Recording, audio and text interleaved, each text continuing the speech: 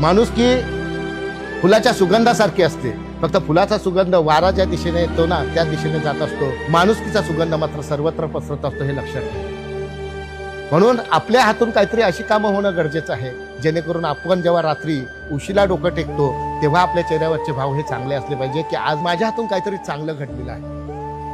हे भाव आपल्या चेहऱ्यावरती असलेच पाहिजे.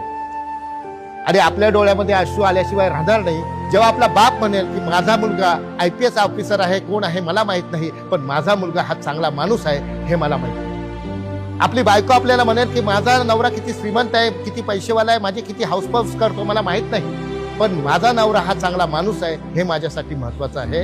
आपला मुलगा म्हणेल की माझा बाप किती गरीब आहे, किती अशिक्षित आहे, किती अडाणी आहे मला माहित नाही, पण माझा बाप हा लाख माणूस आहे हे माझ्यासाठी अभिमानास्पद आहे.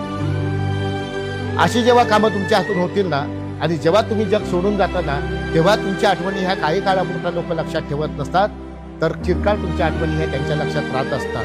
तुमची असण्याची चर्चा जेवढी झाली नसते ना त्याच्या पलीकडे तुमची नसण्याची चर्चा रंगलेली असते. हे तुमच्यातलं माणूसपण असतं, ही तुमची माणुसकी असते.